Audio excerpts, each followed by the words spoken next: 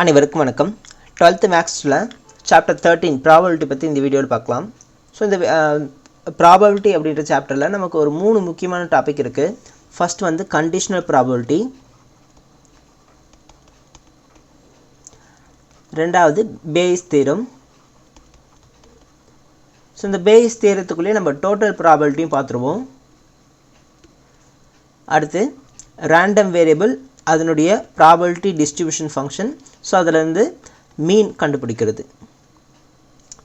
So மீனை நம்ம expected value அப்படின்னு கொஷினில் கேட்பாங்க. எக்ஸ்பெக்டட் வேல்யூ அப்படின்னாலும் மீன் அப்படின்னாலும் இங்கே ஒன்று தான். ஸோ இதுக்கான ஃபார்முலா பார்த்தோம்னா E of X. So expected value அப்படின்றதுனால இன்னு போட்டுறாங்க. E of X is equal to summation I is equal to 1 to n xi into probability of xi. So இந்த 3 டாபிக் தான் நமக்கு மெயினாக இந்த ப்ராபபிலிட்டி அப்படின்ற சாப்டரில் கவர் ஆகுது. ஸோ ஃபஸ்ட்டு கண்டிஷனல் ப்ராபபிலிட்டி அப்படின்னு பார்த்தோம்னா ஃபார்முலா பார்த்தீங்கன்னா probability of E divided by F is equal to probability of E intersection F divided by probability of F. So first இந்த கண்டிஷனல் ப்ராபபிலிட்டி பார்த்துடலாம். ஸோ இப்போ இந்த கண்டிஷனல் ப்ராபபிலிட்டி அப்படின்னா என்னென்னா, இப்போ நமக்கு ஒரு ஈவெண்ட் நடக்குது, அதனுடைய ரேண்டம் வேரியபிள்லாம் தெரியும். இப்போ நம்ம ஒரு ப்ராபபிலிட்டியை கண்டுபிடிக்க போகிறோம். ஃபார் எக்ஸாம்பிள் இப்போ நம்ம 3 காயினை வந்து ஒரு காயினை வந்து 3 டைம்ஸ் டாஸ் பண்ணுறோம் அப்படின்னா நமக்கு ஒரு 8 அவுட்கம்ஸ் வருமா, HHH HHT. ஸோ இது போல் 8 அவுட்கம்ஸ் வரும். NF(s) இஸ் ஈக்குவல் டு 8ன்னு கிடைக்கும். ஓகே, இப்போ எனக்கு 2 ஹெட்டு கிடைக்கிறதுக்கான ப்ராபபிலிட்டி என்ன, இல்லை 3 ஹெட்டு கிடைக்கிறதுக்கான ப்ராபபிலிட்டி என்ன, இல்லை ரெண்டாவது ஒரு ஹெட்டு கிடைக்கிறதுக்கான ப்ராபபிலிட்டி என்ன அப்படின்லாம் கொஷினில் கேட்குறாங்கன்னா நம்ம டைரெக்டாக போட்டுருவோம். ஆனால் எனக்கு ஃபஸ்ட்டு வந்து டெய்ல் வந்துருச்சு, இதுக்கப்புறம் ரெண்டாவது ஹெட்டு வரதுக்கான ப்ராபபிலிட்டி என்ன அப்படின்னா, இப்போ நமக்கு ஏற்கனவே ஒரு கண்டிஷன் கொடுத்துட்டாங்க. என்ன, ஃபஸ்ட்டு வந்து ஹெட்டு வந்துருச்சு, அப்போது ஃபஸ்ட்டு வந்து டெய்ல் வந்துருச்சுன்னு எடுத்துக்கலாம். அப்போ ஃபஸ்ட்டு ஹெட்டு வரதெல்லாம் நம்ம விட்டுருவோம். இப்போ 8 அவுட்கம்ஸில் HHH HHT HTH THH, அடுத்து TTT TTH THT HTT இந்த மாதிரி இருக்கா. இப்போ நமக்கு ஃபஸ்ட்டு வந்து டெய்ல் விழுந்துருச்சு அப்படின்னா ஹெட்டு வரதெல்லாம் இதை எடுக்க மாட்டோம்.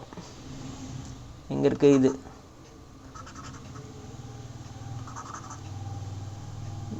வேறு எங்கே, இங்கே இருக்குது. ஸோ அதெல்லாம் எடுத்துட்டோம்னா நமக்கு 1 2 3 4 அவுட்கம்ஸ் தான் இருக்குது. ஸோ அப்போ நம்ம ப்ராபபிலிட்டி வந்து ஈஸியாக கண்டுபிடிச்சலாம். ஸோ இதை தான் என்ன சொல்கிறாங்க, கண்டிஷனல் ப்ராபபிலிட்டி. ஓகேவா. ஸோ இதை எப்படி கண்டுபிடிக்கிறோன்னா, ஸோ இப்போ எஃப் அப்படின்றது நமக்கு தெரிஞ்ச ஈவெண்ட், அதனுடைய ப்ராபபிலிட்டி. ஸோ அதுலேருந்து இப்போ நமக்கு தெரியாத கண்டுபிடிக்க வேண்டிய ஈவெண்ட்டோட ப்ராபபிலிட்டி இங்கே இருக்கும். ஓகேங்களா. சில எக்ஸாம்ஸ் பார்த்துடலாம், அதுக்கப்புறம் எக்ஸசைஸில் இருக்க சம்ஸ் பார்க்கலாம். இப்போ ஃபஸ்ட்டு இந்த வீடியோவில் எக்ஸசைஸ் 13.1க்கு முன்னாடி இருக்கிற எக்ஸாம்பிள்ஸ் எல்லாத்தையும் பார்த்துடலாம். அடுத்த வீடியோவில் வந்து அப்படியே எக்ஸாம்பிள்ஸ் எக்ஸசைஸ் பார்த்துட்டே வரலாம். இப்போ ஃபஸ்ட்டு எக்ஸாம்பிள் 1. ஸோ இப்போ பாருங்கள், P of A by B, இது வந்து பார்த்தோன்னே சொல்லணும் கண்டிஷனல் ப்ராபபிலிட்டி. ஸோ கண்டிஷனல் ப்ராபபிலிட்டியில் பியோட வேல்யூ நமக்கு ஏற்கனவே தெரிஞ்சிருக்கும். ஸோ பின்ற ஈவெண்ட் வந்து நமக்கு ஏற்கனவே நடந்து முடிஞ்சிருச்சு, அதனுடைய ப்ராபபிலிட்டி தெரிஞ்சிருக்கும். இப்போது இதுலேருந்து ஏவோட ப்ராபபிலிட்டி கண்டுபிடிக்க போகிறோம் அப்படின்றது தான் இந்த கொஷினோட மீனிங். ஓகேவா. ஸோ இப்போ நமக்கு P of A, P of B, P of A intersection Bலாம் கொடுத்துட்டாங்க. இது ஃபஸ்ட்டு சம்ன்றதுனால ஈஸியாக கொடுத்துருக்காங்க. டைரெக்டாக ஃபார்முலா எடுத்து எழுதி அப்ளை பண்ணி போட வேண்டியது தான். ஸோ இப்போ probability of A divided by B என்னன்னு கேட்டிருக்காங்க, கண்டிஷனல் ப்ராபபிலிட்டி கேட்டிருக்காங்க. Formula probability of A intersection B divided by probability of B. So இங்கே கீழே என்ன வருதோ அதே தான் இங்கே வரணும் ஃபார்முலாலையும், அதை பார்த்துக்குங்க. So probability of A intersection பியோட value 4/13 divided by B of பியோட வேல்யூ 9/13. ஸோ டினாமினேட்டர் ரெண்டுமே 13ன்றதுனால கேன்சல் பண்ணிட்டோம்னா நமக்கு டேரெக்டாக 4/9 ஆன்சர் கிடச்சிடும். சரிங்களா. ஸோ இதுதான் ஃபஸ்ட் ஒன், ரொம்ப ஈஸியாக இருக்குது. அடுத்தடுத்து சம்ஸ் பார்க்கும்போது நமக்கு கண்டிஷனல் ப்ராபபிலிட்டி இன்னும் கொஞ்சம் நல்லாவே புரியும். இப்போ செகண்ட் ஒன் பார்க்கலாம். A family has 2 children. What is the probability that both the children are boys given that at least one of them is boy? Given that at least one of them is a boy அப்படின்றத நம்ம event வந்து எஃப்னு எடுத்துக்கணும்.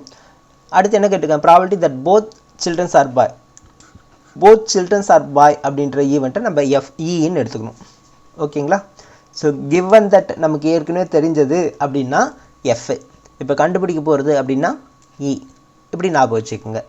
Okay, இப்போ நமக்கு n of s வேணும், n of e வேணும், n of f வேணும், e intersection f வேணும். புரியுதுங்களா?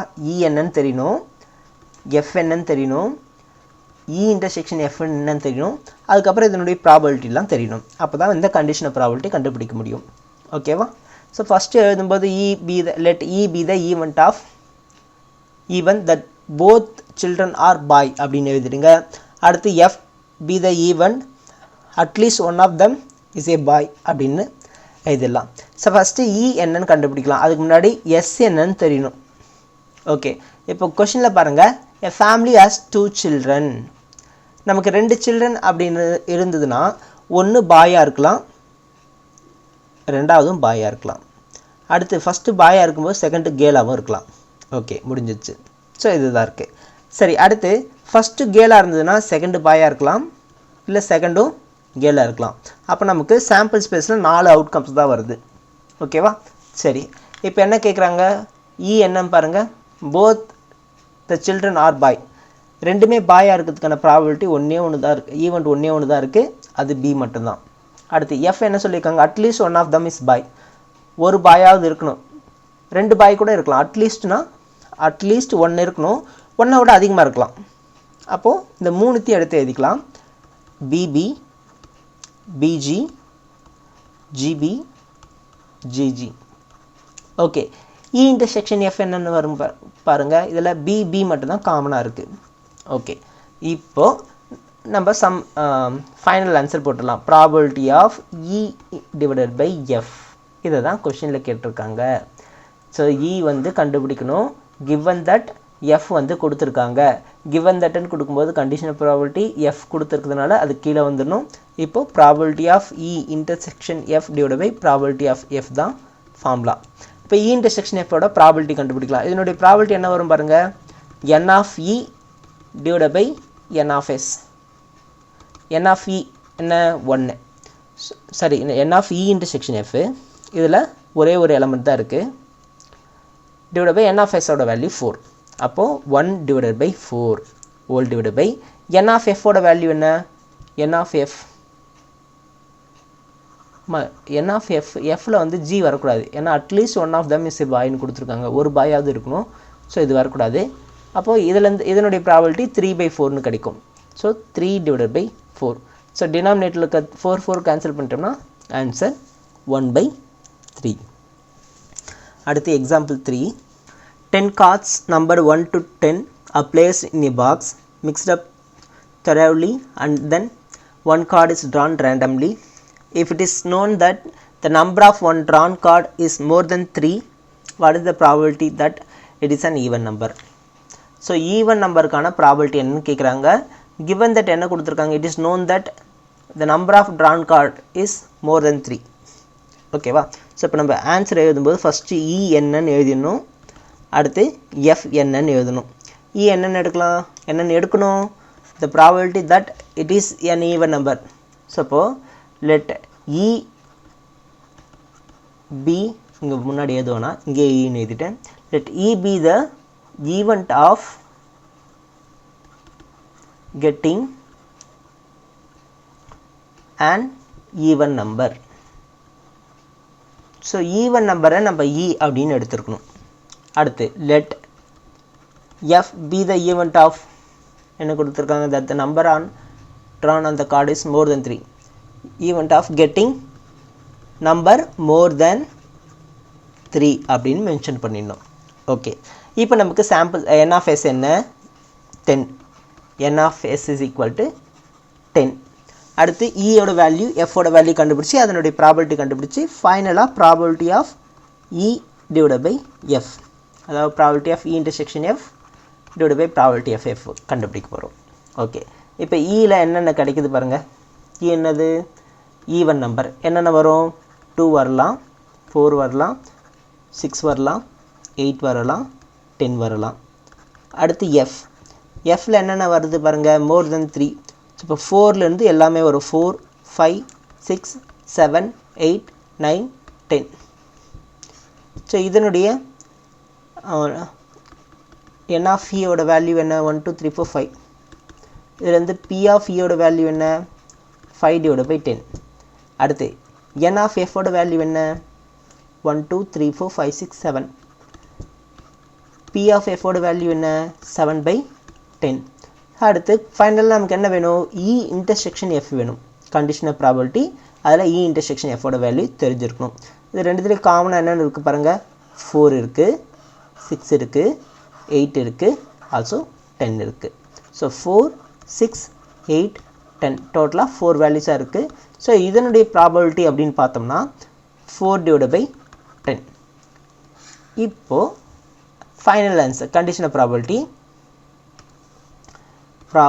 Of E by F is equal to ஏற்கனவே ஃபார்முலா எழுதிட்டேன் ஸோ அந்த வேல்யூ மட்டும் எழுதிக்கலாம் 4/10 whole divided by probability of F ஓட வேல்யூ 7/10 டினாமினேட்டர் ஒரே மாதிரி இருக்குது அப்படியே விட்டுடலாம் 4/7 தான் இந்த கொஷினுக்கான ஆன்சர் ஸோ எப்போவுமே இந்த டினாமினேட்டர் கேன்சல் பண்ணாமல் இங்கே கேன்சல் பண்ணாமல் வச்சுட்டிங்க இங்கே வந்து கேன்சல் பண்ணியிருந்தால் 1/2 அப்படின்னு கிடச்சிருக்கும் ஸோ இங்கேயும் கேன்சல் பண்ணியிருந்தால் 2/5 அப்படின்னு கிடச்சிருக்கும் ஸோ இது கேன்சல் பண்ணாமல் வச்சுருந்தீங்கன்னா இங்கே கேன்சல் பண்ணுறதுக்கு ஈஸியாக இருக்கும் ஓகேங்களா அடுத்து question number 4 in A school there are 1000 students out of which 430 are girls it is known that out of 430 10% of girls study in class 12 what is the probability that a student chosen randomly studies in class 12 given that the chosen student is a girl okay so இப்போ இதில் என்ன கொடுத்துருக்காங்க அப்படின்னா given that அப்படின்றத நம்ம என்னென்னு எடுத்துக்கணும்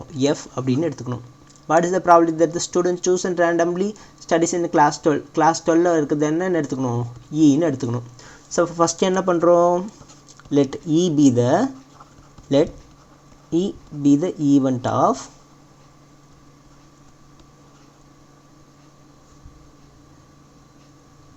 choosing student from class 12 அப்படின்னு எழுதிக்கலாம் அடுத்து f be the event of choosing girl student அப்படின்னு எழுதிக்கலாம் ஸோ கேர்ள் ஸ்டூடெண்ட் கொடுத்துருக்காங்க கிளாஸ் 12 கொடுத்துருக்காங்க ஓகேங்களா சரி அடுத்து n of s என்ன கொடுத்துருக்காங்க n of s is equal to 1000 okay இப்போ நம்ம என்ன கண்டுபிடிக்கணும் what is the probability that the student chosen randomly studies in class 12 class 12 இருக்கிறதுக்கான probability கண்டுபிடிக்கணும் divided by f ஸோ அப்போ e ஓட வேல்யூ தெரியணும் f ஓட வேல்யூ தெரியணும் அதுக்கப்புறம் p of e by f ஃபார்முலாவில் அப்ளை பண்ணிக்கலாம் சரி இப்போ 12th எவ்வளோ இருப்பாங்க n of e என்ன இருக்குது பாருங்கள் so what is the probability that the student chosen randomly studies in 12th படிக்கிறது மட்டும் எத்தனை கேர்ள்ஸ்ன்னு தெரியுமா ஓகே கொடுத்துருக்காங்க ஸோ 12th படிக்கிறவங்க மட்டும் எத்தனை பேருன்னு தெரியல ஸோ கேர்ள்ஸ் மட்டும் தனியாக கொடுத்துருக்காங்க ஆனால் 12th இங்கே என்ன கொடுத்துருக்காங்க வெறும் 12th தான் ஸோ 12th மட்டும் நமக்கு தனியாக தெரியாது அதனால் e வந்து நம்ம கண்டுபிடிக்க முடியாது ஆனால் நமக்கு ஃபார்முலாவில் என்ன வேணும் e intersection f ஸோ அப்போ f கண்டுபிடிச்சலாம் e intersection f கண்டுபிடிக்கலாம் f பாருங்களேன் f என்ன கொடுத்துருக்காங்க என்னென்னு எடுத்துருக்கோம் கேர்ள் ஸ்டூடெண்ட் ஓகேவா 12th படிக்கிற கேர்ள் ஸ்டூடெண்ட்டு வெறும் கேர்ள் ஸ்டூடெண்ட் கேர்ள்ஸ் வந்து எவ்வளோ கொடுத்துருக்காங்க 430 அப்போது n of f is equal to 430 இது கிடச்சிருச்சு n of e intersection f ஸோ ஈன்றது 12th fன்றது கேர்ள்ஸு 12th கேர்ள்ஸ் எத்தனை பேர் 10% of girls study in class 12 அப்போது 12th கேர்ள்ஸு இது ரெண்டுத்துக்கு காமனாக இருக்கிறது 10% of 430 10% of 430 இது எப்படி எதெல்லாம் 10 into 430 divided by 100 0 கேன்சல் பண்ணிட்டோம்னா 43 ஓகே ஸோ இப்போ நமக்கு ப்ராபபிலிட்டி வேணும் n of e intersection f தான் கண்டுபிடிச்சிருக்கோம் அப்போ probability of e intersection f is equal to இதனுடைய value 43 divided by total number of students 1000 அடுத்து ப்ராபபிலிட்டி ஆஃப் f வேணும் n of f வந்து 430 divided by 1000 இப்போ கொஸ்டின் என்ன கேட்டிருக்காங்க probability of e divided by f தான் கேட்டிருக்காங்க so probability of e intersection f sorry இது e இது f தான் probability of e intersection f divided by probability of f e intersection f ஓட value 43 divided by 1000 whole divided by 430 divided by 1000 divided by 1000 so 1000 cancel பண்ணிட்டோம்னா 43 divided by 430 வரும் 43 cancel பண்ணோம்னா 1/10 வரும். So அப்படியே விடலாம், இல்லைனா பாயிண்ட்லேயும் போட்டுக்கலாம். ஸோ ஆன்சர் வந்து 1/10 ஆர் 0.1. ஸோ அடுத்து 5th one. A die is thrown 3 times. Events A and B are defined as below. A என்ன கொடுத்துருக்காங்க அப்படின்னா 4 on the third throw. B என்ன கொடுத்துருக்காங்க அப்படின்னா 6 on the first and 5 on the second throw. Find the probability of A given that B. So இப்போ என்ன கேட்குறாங்க, probability of A given that B னா divided by B. ஸோ இப்போ probability of A intersection B divided by probability of B கண்டுபிடிக்கணும். So first probability of A என்ன பார்க்குறாங்க, ஒரு tie வந்து 3 முறை த்ரோ பண்ணுறாங்களாம். ஸோ அப்போ நமக்கு அவுட்புட் என்ன வரும், சாம்பிள் ஸ்பேஸ் 216ன்னு கிடைக்கும்.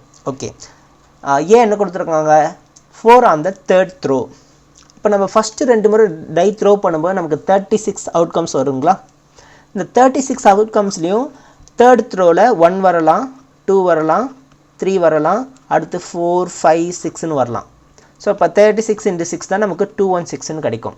அப்போது 36 த்ரோலையும் நமக்கு அவுட்கம்ஸ் 4 வரத்துக்கு வாய்ப்பு இருக்குது. அப்போது ஏவோட வேல்யூ அப்படின்னா n of A அப்படின்னு பார்த்தோம்னா 36. ஓகேவா, அதாவது 1,1 அது கூட 4 போட்டணும். 1,1, 1,2, 1,3, 1,4, 1,5, 1,6லாம் போடும்ல, அது எல்லாத்துக்கு கூடவும் தேர்டில் 4ன்னு போடணும். ஓகேங்களா, அதே போல் 2,1, 2,2, 2,3, 3,1, 3,2, 3,3 அப்படியே ஃபுல்லாக வந்து 6,6 வரைக்கும் வரும். அது எல்லாத்துலேயும் கூட 4 வந்திருக்கும்.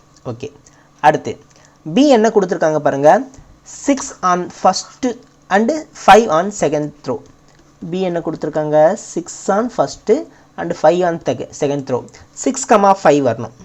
ஓகேவா, ரெண்டுத்தையும் அவங்க சொல்லிட்டாங்க. மூணாவது என்ன வரலாம், மூணாவது டை த்ரோ பண்ணும்போது 1 வரலாம், இல்லைன்னா 2 வரலாம், ப்ராக்கெட் இல்லை, அடுத்து 3 வரலாம்.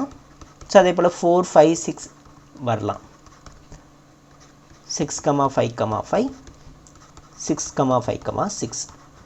ஸோ இதுதான் பியோட ஈவெண்ட். இதில் எத்தனை நம்பர்ஸ் இருக்குது பாருங்கள், எத்தனை வேல்யூஸ் இருக்குது, 1, 2, 3, 4, 5, 6 இருக்குது.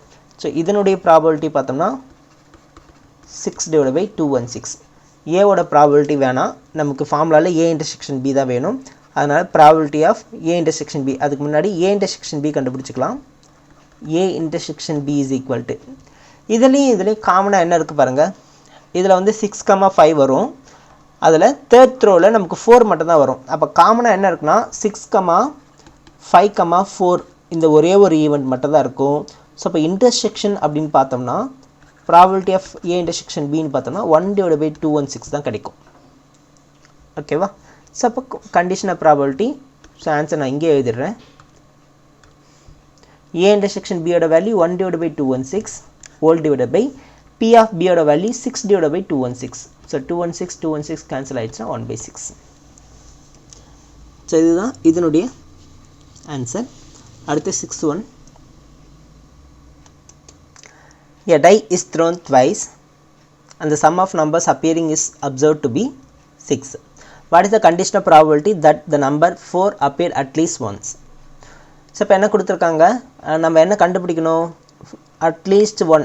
வந்து numbers appearing on die is at 4 at least once. 4 வந்து ஒரு முறையாக வரணும், அதை வந்து நம்ம ஈன்னு எடுத்துக்கணும். அடுத்து F என்னன்னு எடுத்துக்கணும், the sum of numbers 2 முறை த்ரோ பண்ணுறாங்க, அது ரெண்டுத்தையும் ஆட் பண்ணும்போது sum of numbers 6 வரது Fன்னு எடுத்துக்கணும். இப்போ கொஸ்டின் என்ன கண்டுபிடிக்க சொல்கிறாங்க, P of E divided by F கண்டுபிடிக்க சொல்கிறாங்க. So first N of S வந்து 36, டை 2 முறை த்ரோ பண்ணுறோம். அடுத்து E. ஸோ ஈயில் என்னென்ன ஈவெண்ட் வருதுன்னு பாருங்கள். ஈன்னா என்னென்ன எடுத்தோம், அட்லீஸ்ட் ஒன்ஸ். F வந்து சம் வந்து 6ன்னு எடுக்கிறோம். ஓகே, ஈயில் 4 as appeared at least 1. 4 எப்பப்பெல்லாம் வரும், ஸோ 1,4ல் 4 வரும், 2,4ல் 4 வரும், 3,4ல் 4 வரும், 4,1, 4,2, 4,3, 4,4, 4,5, 4,6 இது எல்லாத்துலேயுமே 4 வருது.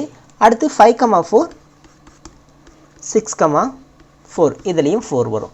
ஸோ மொத்தம் எத்தனை டைம்ஸ் இருக்குது பாருங்கள், 1, 2, 3, 4, 5, 6, 7, 8, 9, 10 11 ஸோ 11 டைம்ஸ் இருக்குது. ஓகே, அடுத்து எஃப் என்ன சொல்லியிருக்காங்க, சம் வந்து 6 இருக்கணுமா. நமக்கு எப்பப்பெல்லாம் 6 வரும், ஃபஸ்ட்டு டையில் 1ம் செகண்ட் டையில் 5 வந்தால் 6 வரும். அடுத்து 2,4ல் 6 வரும். அடுத்து 3,3, அடுத்து 4,2, அடுத்து 5,1. இந்த 5 டைம்ஸ் தான் 6 வரும். அடுத்து நமக்கு என்ன வேணும், இ இன்டர்செக்ஷன் எஃப் வேணுமா. இந்த ரெண்டுத்துலேயும் காமனாக என்னென்னலாம் இருக்குதுன்னு பாருங்கள். 2,4 இருக்கா, அடுத்து 4,2 இருக்கா, அவ்வளோதான், 5ல் எதுவும் இருக்காது. ஸோ அப்போ 2,4 4,2. ஓகே, இதனுடைய ப்ராபபிலிட்டிலாம் கண்டுபிடிச்சிடலாம். நீங்கள் எழுதும்போது இங்கேயே எழுதிக்குங்க, ப்ராபபிலிட்டி ஆஃப் இ.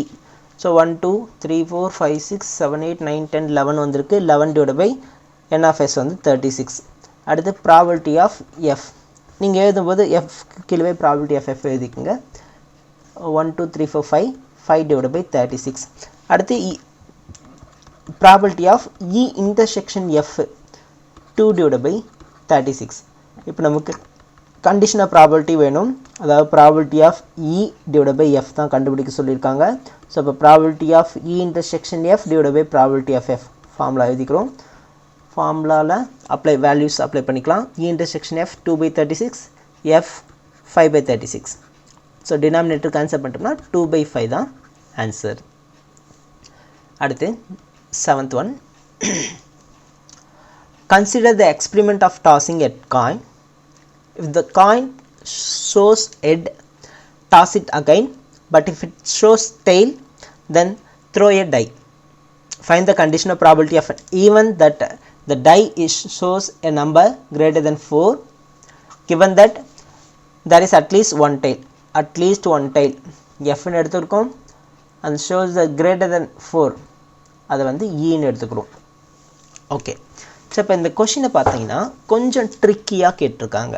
என்ன அப்படின்னு பாருங்கள், ஒரு எக்ஸ்பெரிமெண்ட் பண்ணுறாங்க. ஃபஸ்ட்டு ஒரு காயினை வந்து டாஸ் பண்ணுறாங்க. ஸோ அப்போ காயினை டாஸ் பண்ணும்போது நமக்கு என்ன கிடைக்கும், எச்சும் டெய்லும் கிடைக்கும். இதனுடைய ப்ராபபிலிட்டி என்ன வரும், 1/2. இதனுடைய ப்ராபபிலிட்டி என்ன வரும், 1/2. ஓகேவா, சரி. ஸோ இப்போ எச் விழுந்துடுச்சு அப்படின்னா மறுபடியும் என்ன பண்ணுறாங்க, coin shows head, toss it again, மறுபடியும் டாஸ் பண்ணுறாங்க. அப்போ மறுபடியும் எச்சும் டீயும் வரும். ஸோ இப்போ இதனுடைய ப்ராபபிலிட்டி நம்ம இப்போ எப்படி கண்டுபிடிக்க போகிறோன்னு பாருங்கள். அடுத்து டெய்ல் வந்துருச்சுன்னா என்ன பண்ண சொல்கிறாங்க, then if it is shows tail then throw die எடுத்து த்ரோ பண்ணுமா. டையில் நமக்கு என்னென்ன வரும், 1 2 3 4 5 6. ஸோ இதெல்லாம் கிடைக்கும்.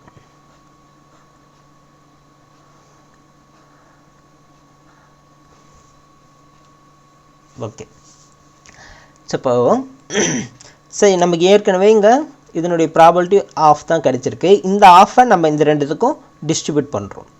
அடுத்து டெய்ல் வந்து நமக்கு 1/2 ப்ராபபிலிட்டி வந்து 1/2 தான் கிடச்சிருக்கு. இந்த 1/2 நம்ம இது எல்லாத்துக்கும் டிஸ்ட்ரிபியூட் பண்ணுறோம். ஓகேவா, ஸோ இந்த 1/2 ரெண்டுத்துக்கும் பிரித்து தரணும்னா 1/2 மறுபடியும் இதை 2 ஆல் டிவைட் பண்ணும்போது 1/2/2 2 × 2 1/4ன்னு கிடைக்கும். ஸோ அப்போ இதனுடைய ப்ராபபிலிட்டி 1/4. நல்லா பாருங்கள். ஸோ இப்போ நமக்கு அவுட்கம் என்னென்ன வருதுன்னா HH HT HH HT, அப்படி இல்லைன்னா T1 T2 T3 T4 T5 T6. So total number of outcome 1 2 3 4 5 6 7 8. Okay, so இப்போ இதனுடைய ப்ராபபிலிட்டி HH வரதுக்கான ப்ராபபிலிட்டி என்னென்னு பாருங்கள், 1/4. HTக்கான ப்ராபபிலிட்டி 1/2. ஆனால் T1 பாருங்கள், இந்த 1/2 6க்கும் டிஸ்ட்ரிபியூட் பண்ணுறோம். அப்போ 1/2 மறுபடியும் டிவைட் பை 6னா 1/2 × 6 1/12ன்னு வரும். அப்போ இது ஒவ்வொன்றுத்துக்கும் ப்ராபபிலிட்டி என்னென்னு வரும், 1/12 1/12 1/12 1/12 1/12ன்னு வரணும். ஓகேவா, இப்போ நம்ம ஜென்ரலாக 2 காயின் போட்டோம்னா எல்லாத்துக்கும் 1/4 1/4ன்னு வந்துடும். இல்லை 2 டை த்ரோ பண்ணால் எல்லா ஈவெண்ட்டுக்கும் 1/36 36ன்னு வந்துடும். ஒரு காயினா 1/2 1/2ன்னு வந்துடும். ஸோ இந்த மாதிரி மாற்றி மாற்றி கொடுத்தாங்கன்னா அது ஒவ்வொன்றுத்துக்கும் ஒவ்வொரு ஈவெண்ட்டுக்கும் ரேண்டம் வேரியபிளுக்கும் ப்ராபபிலிட்டி என்னன்னு கரெக்டாக கண்டுபிடிக்கணும். இல்லைன்னா சம்ஸ் வந்து ஆன்சர் வந்து தப்பாயிடும்.